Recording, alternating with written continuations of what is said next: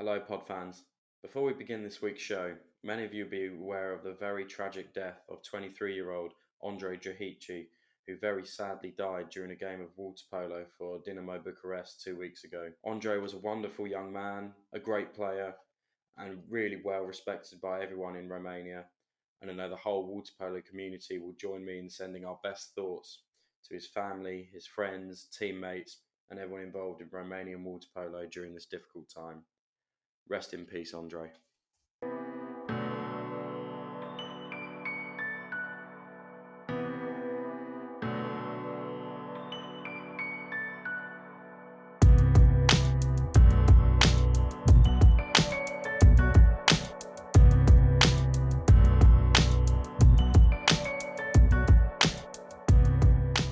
Hi guys, I hope you're well and welcome back to the Total Waterpolo Podcast. It's been ages since we last recorded, it's been like 2 weeks and it's felt like it, but we're back today with a brilliant guest that I think you'll really enjoy listening to. After making a big impression playing for her native New Zealand, she packed up and travelled thousands of miles to play professionally in Hungary. She fell in love with the country, and it's fair to say I think they fell in love with her. So much so in 2016 she took the oath and became a Hungarian citizen and led her new nation to a first Olympic medal at Tokyo in 2021. She's pivotal to the Hungarian national team now and one of the best centre forwards in the world. Joining me today is Rebecca Parks. And before that, you know the drill. If you can, give us a review wherever you're listening to this podcast. That helps us grow as a show, and I know you're going to love saving 10% off your next order at wearwaterpolo.com with our discount code podcast10. So why not have a look to see if there's any kit you like, and let's be honest, what's not to like at wearwaterpolo.com.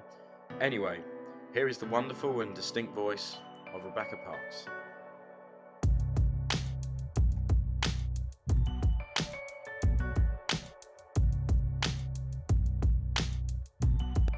X Parks, welcome to the Total Waterpolo Podcast. How are you?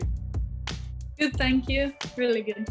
I'm pleased that we got over our technical issues and we now can talk. I've been really looking forward to this. So we'll get straight in. Firstly, fresh from last week, winning the EuroLeague with Ethnikos. How did that feel? Yeah, that was that felt really good, especially with such like definite wins. I think it made it even more special and better for us and the team. Yeah, they were definitely strong wins, especially against the old enemy, Dinamo, who I'm sure you were very happy to beat. Obviously, we saw Olympiacos win the EuroLeague a few days later. Both teams had really impressive crowds. Yeah. What's it like playing in front of that? You know, with at the end, the noise is incredible. After the connection with the fans, clapping and everything. What's it like? Yeah, it's really special. I think especially in water polo, like you just don't. I mean, you get it sometimes, but for club-wise, you just don't get this kind of support, which I think is great. Like I said, especially for water polo. I was also in the stands at the Olympiacos game, and this was just awesome. Like, it's so cool how many people come and how passionate they are. Yeah. Honestly, as you said, it's absolutely awesome. And I know you mentioned there Olympiacos, obviously close rivals, noisy neighbours, but your team Ethnikos developing really well.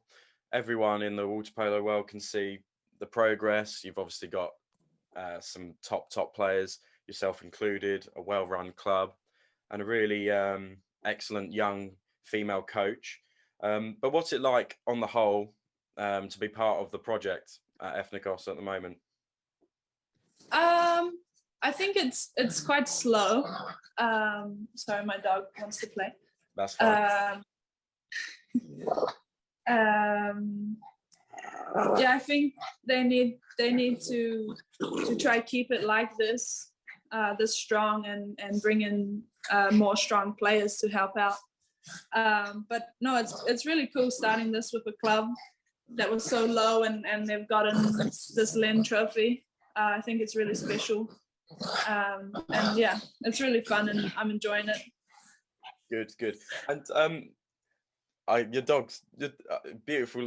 It's behaving now. Good. Just a word on perhaps your coach, Antigone Rompesi.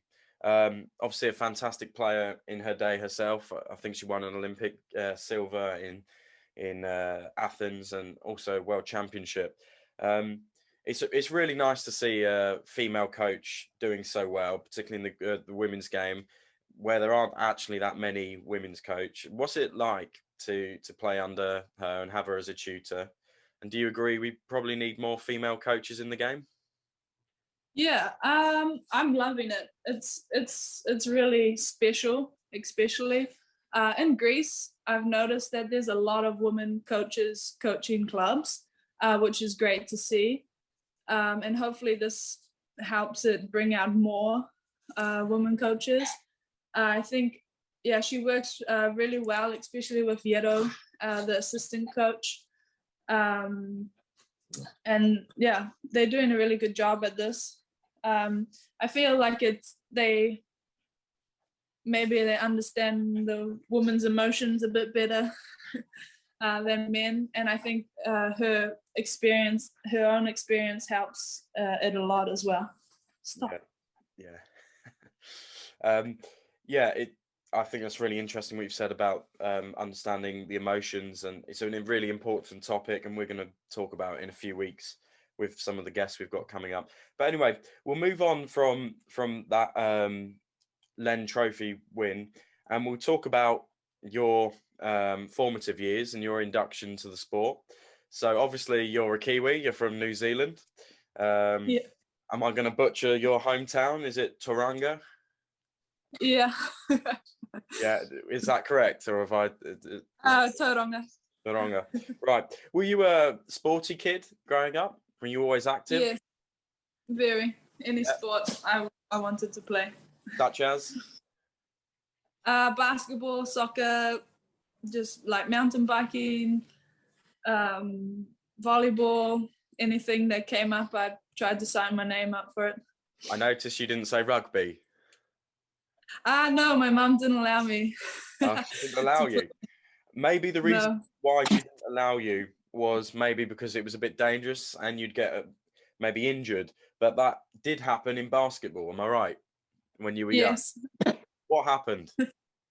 I just had really bad ankles and they just rolled often. Yeah. Does that affect you now in water polo or? Maybe with my knees, it's possible. Yeah. But I mean, egg beating's just so unusual and awkward as well. So maybe not. I'm not trying to bring that up so opponents can listen to this and target your ankles. I'm just interested to see if that's something you carry with you. So anyway, you were young, and when did you start water polo? Do you remember what age? I think I was about 11.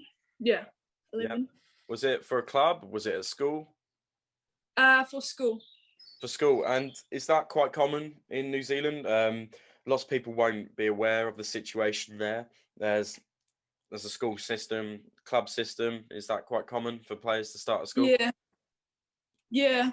We play what's called flipper ball. So it's the same as water polo, but you're touching the ground. And that's mainly just in school. And then when you get older, it goes to water polo, and that's when I started. So yeah, I started in school before club. Yeah. And this might seem like a really obvious question, but were you any good to start with, or did you just have fun? I wouldn't say I was good. I actually started in the goal because I could throw the furthest. And then it was like, do you want to be in the A team as a goalie or, like D team as a player? And I was like, well, I'm too competitive. I want to be in the A team. So yeah, that's how it started. So that's really interesting. So obviously there was a point in your development where you obviously moved out of goal, and maybe there was a point where you started to take it more seriously. What came first? Did you start playing serious polo in goal and then move outfield, or did you think that's it, I'm going to play outfield and then progressively get better from there? I think I got the opportunity to play out and I took it straight away. There was somebody that wanted to try goalie, and that was just like, okay, yeah, you take it. I'm very up to going out straight away. And I think I must have done all right. So they decided, okay, no, actually, we'll keep you out there now. And then it got a little more serious after that. Cool. It did get more serious. When did you think that potentially you could be a really elite international athlete and a professional? At what age did you think or believe it could happen, or what age did you target it as a goal? Yeah, that's a tricky question. I would say quite late. I moved out of home at 16 to just improve at water polo, but not thinking that intense like now. So I'd say I was probably 18 until I realized how far it could go. I think it was one men's player went to Hungary as well, and it seemed a little more realistic that New Zealand players can go overseas and play. And then so I think I was about 18. Yeah. I just want to follow up on what you've just said there. You spoke about Joe Kays. Yeah. Are you obviously for listeners that don't know, he moved to Hungary. He's also a Kiwi, although he plays for Australia, which I'm not sure many of your fellow countrymen would be happy about. But anyway, he did go and play for Szeged. Did you ever speak to him about it? We will talk about your transition from New Zealand to Hungary in more depth, but you said that potentially maybe he not inspired you, but you saw that it was possible. Did you ever speak to him about it, or have you spoken to about it subsequently? Well, we were quite close families back in the day. His younger brother was the same age as me, and we were good friends. So it definitely would have come up without knowing and just clicking in my brain like, oh, that could be good for me as well. So yeah, I would say so. I would say it came up a fair bit. Cool. And you said you moved out of home to focus on water polo maybe when you were 16 or around that age. You had the opportunity to do that.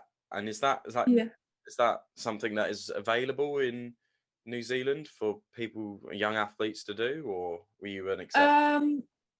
When it was my turn, it wasn't a popular thing or anything. I think only one other girl player had done it. But I think nowadays it's getting a lot more popular to do. In my city, it was not so strong at water polo, so it was kind of like, am I going to continue playing? And if I am, I need to move. So I think now they start to see more and more where it's strong in New Zealand and deciding if they want to take it serious or not. Okay, so you did first play for New Zealand. How special was that for you to represent your native country? What did it mean to you when you first made your junior and then senior debut? I think it was huge for us, as we were such a close team and had been together for so long, and never been in this situation. It was just a huge compliment in itself. So yeah, it was extremely special to me, and I think everyone's so proud of their country, and as a Kiwi we are so proud because we're so little and far away. So if there's anything that we can do, we do it, and we do it with pride. Yeah. And would you say there was a big lesson that you learned from your time with the New Zealand national team setup? Maybe just the experience at an international level or something else? Yeah, because I think that the girls in New Zealand, they have to work so hard just to get the money to fund them to get to places. And I think having to do that makes it more special or worth it, or all these combined to play with working outside of water polo as well. Okay, well, we'll talk about how it came about that you would maybe play for Hungary. So I guess it's story time for you. From what I gather, you were with the junior national team in Greece, the World Junior Championships, and Attila Biro, who is your national team coach now, pulled you aside and said that the opportunity might be there to play in Eger. Is that true? Yeah, that's true. You remember the conversation? It was, yeah, I do. It was originally actually starting in Santish, and it was, I remember there being a lot of pressure. Like, it was like, you need to decide now or it's never. And it's like, oh, I don't know what to do right now, because I was so young as well. And, a lot of people choose to go to America more than Europe. So it seemed like that was the pathway. I know that it's not something that I wanted to go to America. So it's probably what made me decide to end up in Hungary. But yeah, it was a really quick conversation, and it was like, decide now. And is it true he only gave you was it 48 hours, or was it less than that to decide? He literally said, you've got to tell me. You send me a text on Facebook, you've got to tell me, otherwise it's off. No, I think that got exaggerated. I think it was a little more time than that. Okay. Just a side note there. You said you didn't want to go to America. Particularly a lot of English speakers that are involved in water polo that are good enough obviously decide to do that and study there. I guess on the whole, what was your thought process behind maybe Hungary versus professional versus university? Why didn't you fancy it? I think I was just so driven in water polo that I wanted to focus especially on water polo than like studying as well, which is probably not the best thing to say. But Fair enough. I would feel the same probably. And did you have any doubts about Hungary? I mean, we probably will talk about your club career next. It was either that or Tokyo, but we'll go for your club career because we're on it now. But did you have any doubts? Did you ever think, this isn't, on the plane over, or when you arrived in Eger, you thought, actually, maybe this isn't for me, maybe I'm not good enough? Did you ever have those doubts? I don't think I did. I think like definitely just missing home was the biggest thing in my heart or brain. But I don't think there were any doubts at all. No doubts at all. Well, good. Well, you arrived in Eger, and that was your first taste of Hungarian water polo, I guess. And what was your first big impression when you arrived in Eger? That lovely, huge wooden pool. It looks like an upside down boat, I guess. Massively historic club. What was your first impression? I was amazed by the pool. I just thought it was like beautiful. And my first impression was like, just how are people only training and not going to work afterwards, or like this is their job. Like, it was speechless, really. Yeah. And as you said, they love the sport clearly, and you know that definitely. But did the people in Eger, maybe not just Eger, but like in Hungary, when you first came over, did they support you well? Did you feel ostracized? Did you feel a bit excluded, or did you actually they took you in and you felt really welcome? No, I think I felt really welcome. We had an American in the team also, and a Hungarian that had lived in America, so there was English straight away as well. But no, that I remember arriving and everyone just saying hi, and I don't know, I traveled 30-something hours, so I was not all there, but I remember being very welcomed into the club. Yeah. You mentioned there there were maybe a few other foreigners, and I guess the question extends over to when you moved to UVSC as well. But do you think there's less patience afforded to foreigners? I mean, now you're obviously a Hungarian international. You became a citizen in 2016. But do you think when things maybe go wrong and you inevitably have maybe an off day, not very often for you, but do you think that you're afforded less patience from the Hungarians, the people, the fans, the team, because you're not quite, native in that Mhm. respect? Um, I think if you asked me this 3 years ago, I would say yes.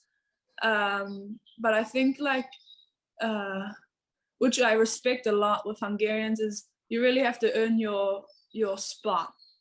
And once it's earned, then you feel like you've worked hard for it, and it's yours, and you should be confident with that. Yeah. But yeah, I think it's not just given to you, which I think is a good way, because it really makes you work hard for what you want and for others as well. Yeah. I mean, yeah, what you're talking about is proving yourself, and you absolutely proved yourself, and then you got your move to UVSE. Um, and everyone at that club absolutely loves you. Honestly, everyone I've spoken to, obviously it's a very special club. It's had some great success for which you were part of it. Um, how do you reflect on your time at UVSE? Um, yeah, we created very strong bonds there. I have so much respect for the club, the coach, and the players. Like, I know I wouldn't be where I am today without all of their help. Um, yeah, it's very special to me, and yeah, will always keep close to me. Yeah, you said you're close with the coach and it's special. And incidentally, I saw that Marton came to watch that first leg at Dunav. Maybe he was scouting, but I'm sure it was nice to catch up. I don't want to be a bit blunt here or rude, but all the things that you've just said about UVSE, why did you leave? If you can tell me. Uh, yeah, I can tell you. I think originally when I first ever uh, moved to Hungary, I never knew I'd be in the position I am now. So in my brain, I thought, oh, I'm going to move to Hungary and this is going to be the way I see the world as well. And then how it became, wouldn't say stuck, but got in a situation where, water polo became so serious that traveling needed to move to the side or wait a little bit longer. So this season, I saw an opening to be able to change the country, see a different culture. Just wanted to have a different experience, really. That's the only why. Yeah. Okay, that's fair enough. You just mentioned something there, and we'll just move on after this question, I guess. But you said that you could never have envisaged that you'd be in the situation you are now. Did you, when you were asked to take up citizenship, did suddenly everything all click into place? You thought, well, I could now be a Hungarian international, the Tokyo Olympics, whatever Olympics, it's all around the corner. Was that you never envisaged that before you were a citizen? I think it was an unrealistic dream that was always there that you wanted to do, but how was it ever going to happen? So yeah, when it became real, it did just click everywhere. An unrealistic dream that you've accomplished, and yeah, as I said, the Tokyo Olympics. Um, a bit of trivia. I love a bit of trivia. So we'll talk about Tokyo. Um, did you know that you are the second female Kiwi to play at the Olympics? You're not the first. Yeah, Do you know who the yes. first was? Yeah, I've forgotten her name, but she played for England, right? Yeah, yeah, yeah. We'll give you half a point for that. Yeah, Francesca Snell. She played for us at Yeah. London 2012. But aside from that, you are the second Kiwi to play water polo female water polo player at the Olympics. What was your preparation, I should say, like for Tokyo? The focus was very much for your team, who had been really, I guess, unlucky, very unfortunate to not medal in, I think, the last 3 or 4 Olympic Games, finishing fourth. What was the build up like? I think the nerves, well, for myself, I don't get that nervous, which is lucky. So those I feel didn't hit till quite a lot later because we had such a long preparation. I don't know if I could answer it the same as somebody that had been to the last Olympics and been through that, but we have been fourth a lot in other competitions, which is extremely hard. I think you get to a point where you just keep going until it works, because what else are you supposed to do? Very true. Very true. I think we had really good preparation, especially with mental coaches as well. I think this helped us a lot. Yeah. And without brushing over too much of it, you were pretty decent in the preliminary rounds. Drew with Russia, close game, but they're always good. Japan, you beat them, and then obviously we can't not talk about that win over the USA, in which a certain someone scored a hat trick. How excited were the team, and how excited were you after that game? Massive achievement. They hadn't been beaten in, I think, 13 years at the Olympic Games. So massive achievement. I think everyone personally was extremely excited, but had to kind of keep it cool as it was only a preliminary round. And then I think that possibly later after Olympics, everyone was able to celebrate the bronze, of course, and also beating America after, which was great. And it was hard to probably keep cool about it. But no, yeah, that was awesome. Yeah, it was awesome. And they played so well. However, then you did go on to lose to China. Yeah. So maybe everyone was excited, maybe a little bit too much. To be fair, maybe that's a bit, it's too simple. You're all elite athletes. You can all control yourselves. China pretty underrated, and I think they only lost to Russia by one goal. So were you really disappointed to go from the high of beating the world's best team, arguably one of the greatest teams in the history of the sport, and then losing a game that it's always tough, but was winnable? Yeah.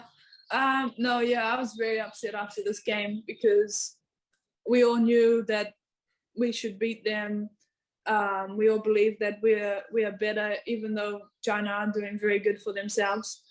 And maybe we took it too cool after the American game and should have celebrated maybe a little more, or a bit quieter.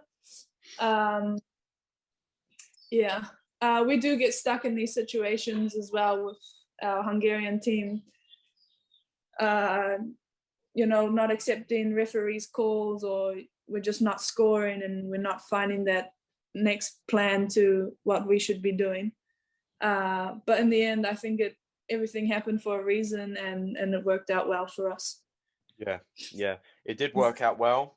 You beat the Netherlands in the quarterfinals, very well deserved, against a team that've got some really, really top players. Obviously, unfortunate to lose a very narrow game against Spain in the semis, but obviously that finally in the third place match, I think Russia denied Hungary. I know you said you weren't in the team, but they denied Hungary last time of the bronze, so it's probably nice for you to see some of your the older players that have been there before finally, after a long time of trying, getting that bronze. But for you personally, a bronze medal, how did you feel? I when I get asked this question, I still don't really believe it. It's really unreal for me. Like, I think each time, like since the qualifiers and then any competition between and after, every step just keeps like revealing a new thing to me that I never thought could ever be possible, and it just keeps on coming. So just amazing. Yeah, unbelievable achievement. And you personally were even in the all-star team for the tournament for several medias, like the official, ours in Total when we did ours. I put you in there, very well deserved. On the whole, a really good experience for you. Do you think maybe the best achievement to date of your life so far? Definitely. Yeah, and Definitely.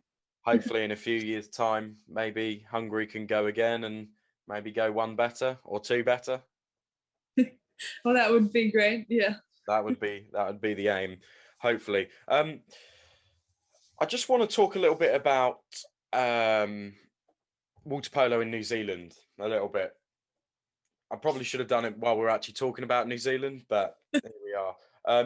So you obviously had a fairly, not short, but you had a career with New Zealand. You kind of alluded to it earlier that New Zealand's quite isolated. I think you said it's a small little islands far, far away. It's a long distance to travel. How does New Zealand get to a place where they are more competitive internationally? Yeah, that's a good question. It's so tricky because it's so far away and it just makes things so expensive. But I think what they would need to do is have more players playing overseas and getting the experience here in clubs, because it's just such a higher level that you don't realize until you're witnessing it and playing and training. I think, in my opinion, that's the only way they could get better. Yeah, so having players playing professionally, but it's obviously it's a big commitment for them financially, socially, and stuff. I guess a little bit of positive news for New Zealand might well be that in 2032 the Olympics are heading down under to Brisbane, which actually gives New Zealand a really, really decent chance to qualify. In fact, they should definitely be qualifying. So they've got something to aim for, I guess, longer term. We are talking 10 years down the line. So they do potentially can put something in place, a program to build up for that and maybe kick on from there. Yeah, I definitely believe so. I know that our team at a young age, if we knew we had this in front of us, I think a lot of the girls probably would have stayed a lot longer and continued just to be able to play at that. Yeah. Okay, we'll move on from that then, and we'll just before we take a break, we'll talk about what's next for Rebecca Parks. So you're now your late 20s, 27. You've got at least one, maybe two, maybe three Olympic cycles left. So what's next for you? You've played for some of the top clubs in Europe. You've said maybe you wanted to travel. I'm not looking for an exclusive or anything, but the project at Ethnikos is going well. So what's next? The Paris is definitely the future goal. We still have 2 months here in Greece, which is quite a lot longer than other countries in Europe. So I think there's a bit of time to see what's happening, see how the clubs, if they're going to build from this or not. I definitely can see myself back in a Hungarian club as well. But yeah. Well, I mean, pick up on two things. Firstly, another 2 months in Greece. You must absolutely love that, because with two major events coming up, particularly one in front of a home crowd in Budapest for the World Champs, and then obviously the European Champs, it's a big summer, and you're fortunate enough that you'll be able to keep training and playing. Importantly, it's always important to play games, I think. So Yeah. you're pretty happy with that, I guess. Yeah, I'm definitely happy. It will be a little bit strange not training with the Hungarian team for, I think we usually do a month and a half to 2 months before competition, so that will be quite strange.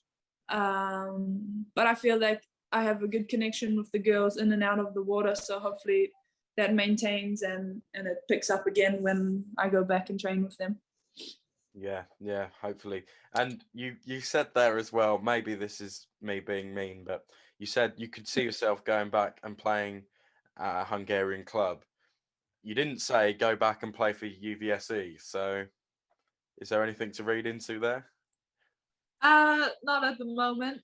I think it's been great in Greece and seeing a different side in water polo. But I feel I definitely made a home in Hungary and enjoy it a lot there. So yeah, just gonna wait and see what happens. Yeah, I like that. I like that. Well, we shall see. Let's take a break, and in a few moments, we'll be back with a few quick fire questions. Okay.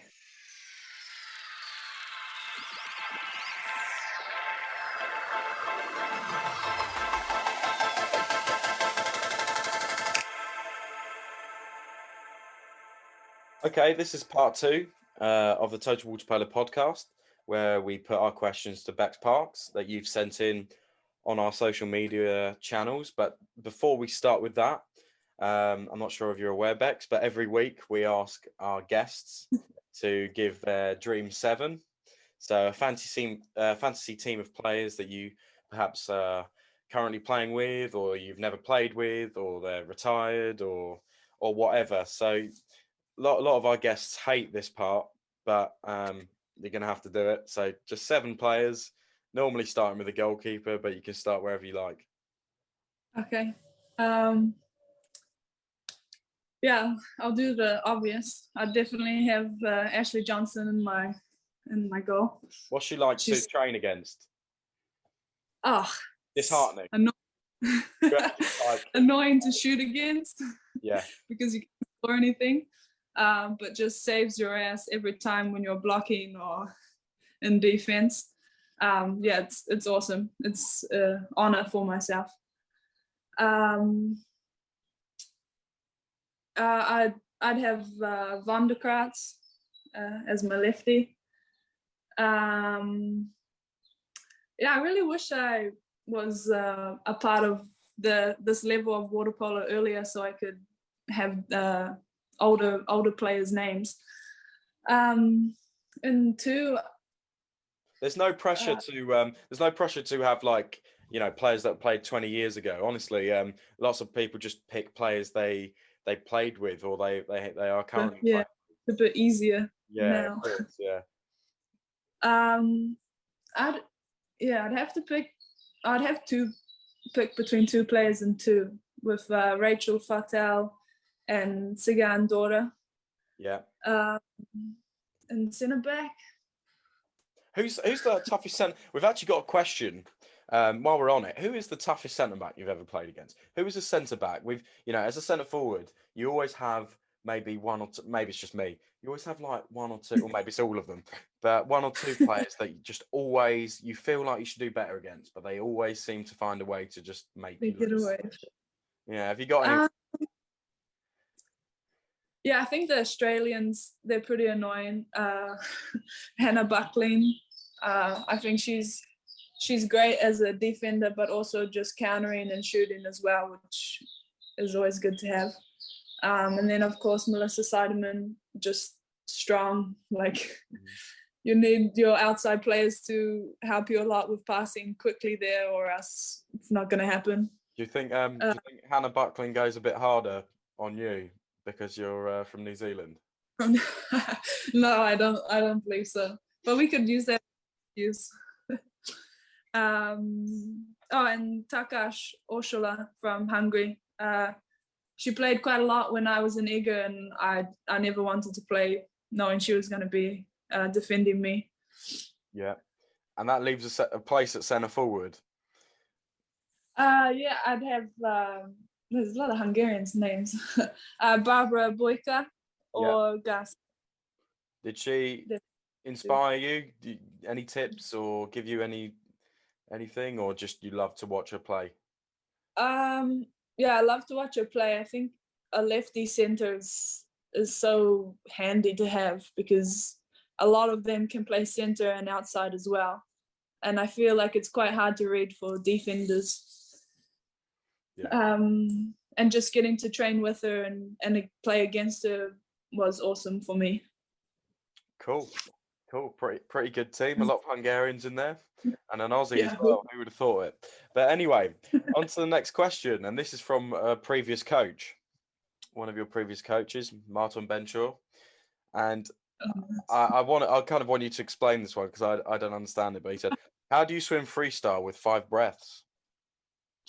Yeah, yeah, I don't. What does So he mean? I'm just. He's giving me shit.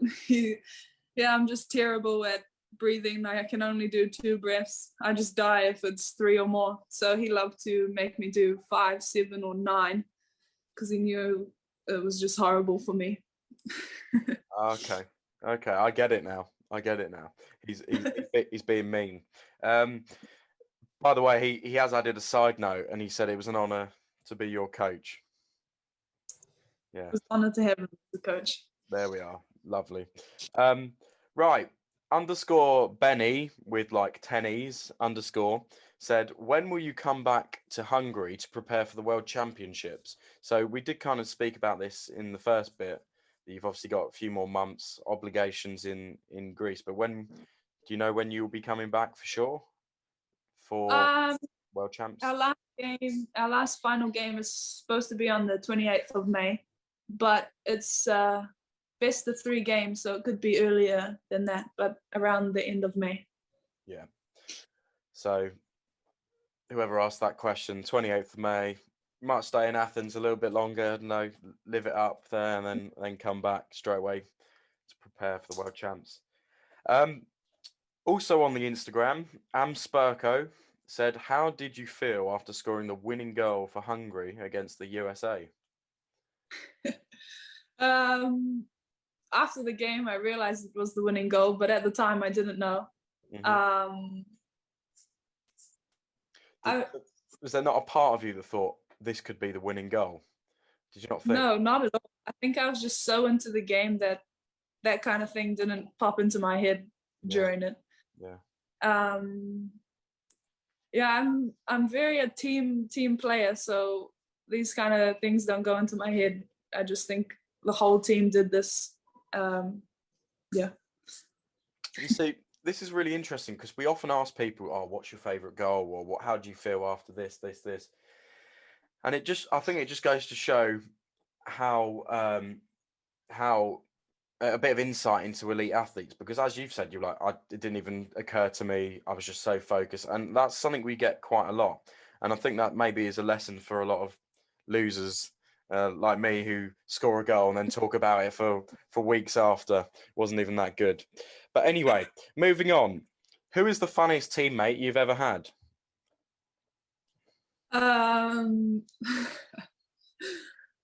Funniest teammate. Oh, I'm trying to think now. I mean, for myself, it would be Dora Abalanta because we just get along and find the same things funny. So anything she does or say, I find funny.